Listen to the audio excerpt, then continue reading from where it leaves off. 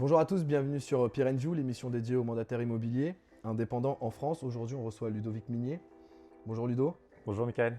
Donc l'objectif sur la chaîne Peer View, c'est de te poser quelques questions sur ton parcours, pourquoi tu es devenu indépendant, pour quelle enseigne tu travailles, et un petit peu que tu nous racontes un peu ton quotidien avec les avantages et bien sûr les problématiques que tu rencontres. Avec grand plaisir. Je suis manager et conseiller immobilier chez IAD France, donc ça fait un peu plus de 7-8 ans. Donc j'ai une petite équipe, tout ce qui est transactions immobilières et tout ce qui s'ensuit. Qu'est-ce qui t'a motivé à devenir aujourd'hui indépendant dans le monde de l'immobilier ? Alors moi j'ai commencé dans la vie active, j'ai eu pas mal d'étapes, notamment dans le bâtiment. Et en fait à partir d'un moment donné, je me suis dit, bon attends, je suis payé, on va dire, au SMIC. Qu'est-ce que tu veux changer dans ta vie? Et je voulais partir sur tout ce qui était marchand de biens et tout ce qui était investissement locatif. Et avant de partir dans ça, j'ai un ami qui est rentré chez IAD France. Et je me suis dit pourquoi pas moi. Donc je suis parti, je suis rentré, j'ai commencé en double activité, ça a pris vraiment de l'ampleur vis-à-vis de ça. Et du coup derrière, c'est parti pour l'aventure et ça fait maintenant presque 8 ans. En France, on a à peu près 198 agences immobilières en France, sur le schéma un peu comme IAD. IAD fait partie des plus grosses enseignes en France. Tu disais tout à l'heure que tu avais une équipe, donc c'est-à-dire que tu as généré, tu as embauché des personnes. Ça se passe comment un peu chez IAD, ce système-là en fait Tu as plusieurs possibilités. Moi, dans ma situation, j'ai fait un rachat d'équipe. Donc, c'est-à-dire, il y a une personne qui est partie à la retraite. Du coup, on a été chez le notaire et je lui ai acheté son équipe. Après, tu as aussi la possibilité de développer sur des personnes qui cherchent un changement professionnel, de carrière ou autre, et de les orienter justement dans l'immobilier si cela peut les intéresser. Donc du coup, après, tu peux te constituer une équipe et tout ça te fait un fonds de commerce qui après par la suite cédable à ta famille ou vendable. Ok, super. Et donc, c'est-à-dire qu'aujourd'hui, tu as ton équipe, tu as toi, et toi, tu fais toujours de la production malgré tout, ou tu restes sur une partie de gestion de tes équipes? Alors indirectement, tu as toujours de la production parce que pour toucher les récurrences liées à ton équipe, tu as un minimum de production à faire. Mais tu fais toujours pareil du management, ça te prend un petit peu plus de temps, donc forcément tu produis un petit peu moins. Mais après, en termes de cohérence vis-à-vis de ton équipe, tu dois indirectement toujours produire. Donc, malgré que tu as une production aujourd'hui toujours à maintenir, je suppose que trouver des biens immobiliers, ça devient toujours très compliqué, étant donné que ton temps sur ta journée est raccourci par rapport à ta gestion. C'est-à-dire que comment tu fais aujourd'hui sur une journée type pour trouver des biens en vente? Alors, on a toujours plusieurs possibilités dans l'immobilier d'aller chercher des biens. Moi, j'ai toujours favorisé mon réseau. Ok. Donc, c'est-à-dire mes contacts, mes connaissances, mes amis, les amis de mes amis, d'anciens collègues. Sur cette partie-là, j'ai jamais trop fait de prospection, de pitch téléphonique. Donc oui, forcément, si après on travaille un petit peu moins son réseau parce qu'on reste un petit peu sur ses lauriers, forcément, tu as un petit peu moins de rentrée. Et au niveau aujourd'hui, quand tu as un bien en vente, tu trouves comment tes acquéreurs? C'est quoi? C'est juste parce que tu as mis un panneau d'affichage ou tu multiplies un peu la diffusion sur les différents sites internet? Alors sur cette partie-là, il y a la partie publication, donc sur les sites. Il y a aussi le portefeuille client, parce que forcément on est contacté sur plusieurs biens par plusieurs acquéreurs.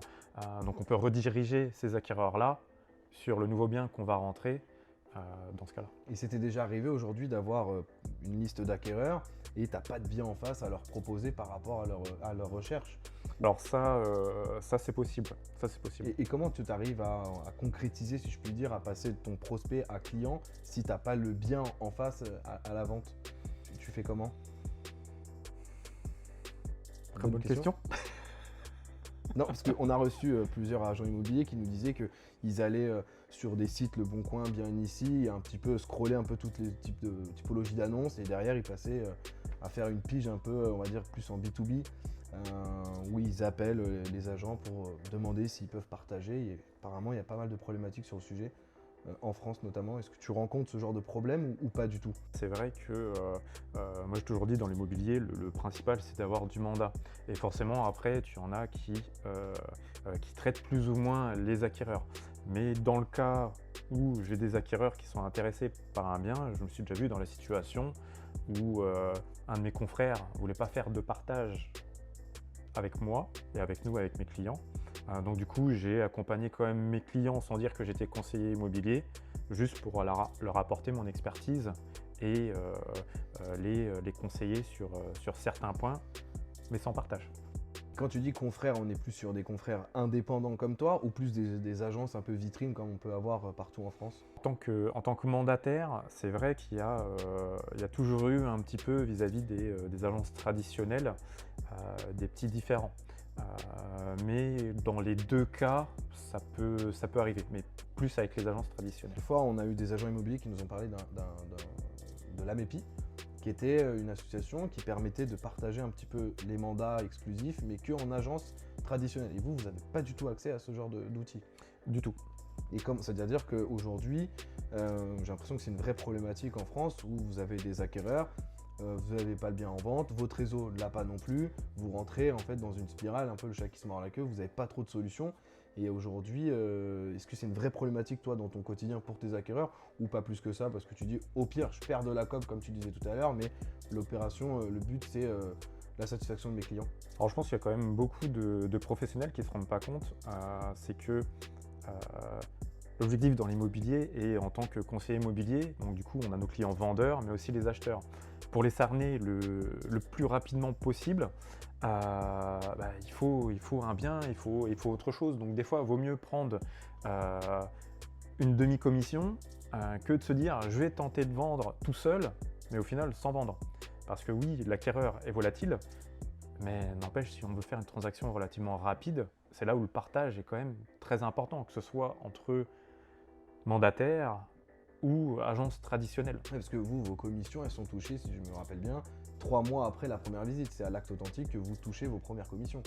Exactement, on est indépendant, donc si la maison n'est pas vendue, on n'a pas de rémunération. Donc plus vite vous vendez le bien, plus vite vous touchez de l'argent. Exactement. Donc l'idée du partage peut être très intéressante dans ton quotidien, étant donné que tu as des équipes en plus à gérer. C'est exactement ça. Pirenne va venir vous créer ce réseau-là, qui va un peu, pas concurrencer, parce qu'on n'est pas sur de la concurrence, mais le système de l'AMEPI a été repris par Pirenne pour pouvoir vous apporter à vous, mandataires, ce système de partage de mandats de vente, de mandats de recherche. Ça vous fait gagner du temps et de l'argent et de la recommandation. Et puis même, j'ai envie de dire, là, nous, quand on arrive chez des vendeurs, quand on présente notre manière de travailler et qu'ils nous demandent le mandat de vente et nos argumentaires dessus, en agence traditionnelle, l'une des choses qu'ils disent, c'est qu'ils mettent en avant l'AMEPI. Donc ils mettent en avant l'AMEPI, et c'est vrai que nous, si de notre côté, on avait l'opportunité d'avoir un système similaire en tant que mandataire, ça nous fait toujours aussi un argumentaire en plus pour un argument nos de clients. plus lors de la vente. Ouais. Exactement. Merci Ludo en tout cas de ta venue. On se dit à bientôt alors. Et à la prochaine, Michael. Salut.